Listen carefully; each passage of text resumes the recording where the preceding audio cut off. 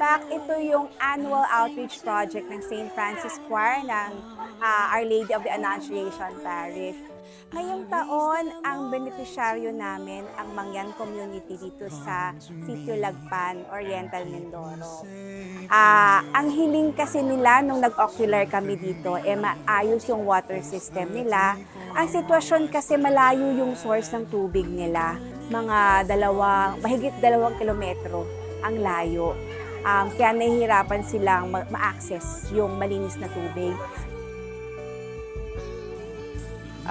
Sa kasalukuyan po, sa ganito pong sitwasyon, halos kami po ay umiinom ng malabong tubig.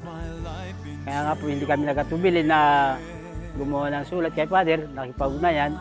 Kaya bagamat malayo po, siya na po namin ang napagkasulat.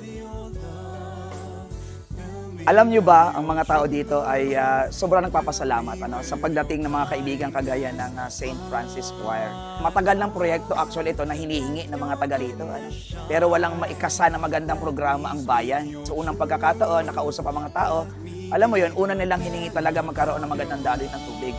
At kinasahan agad ng grupo. Bagaman alam siguro na baka magkulang ang pondo, pero nagtiwala sa Diyos.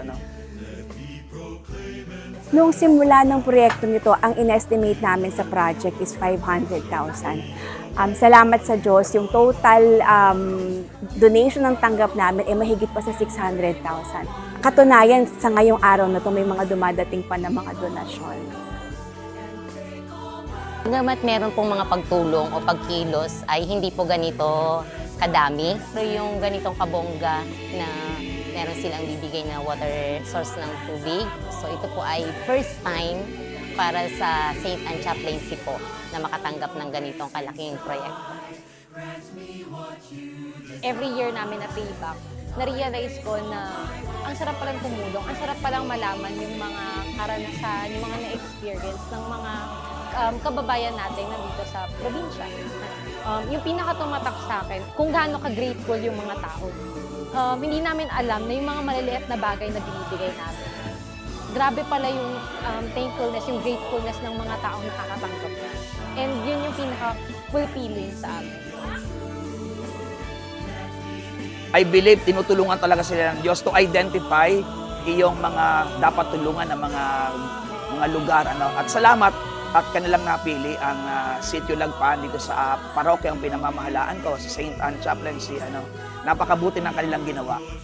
At this story will really be told ngayon at sa susunod na henerasyon.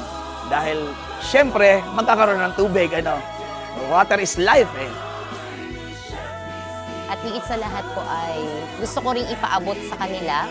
Hindi man namin mapalitan ng material na bagay yung kanilang ibinigay. Bahala na po ang Diyos na magbalik po nito sa kanila ng siksik. At isasama namin sila sa aming mga panalangin.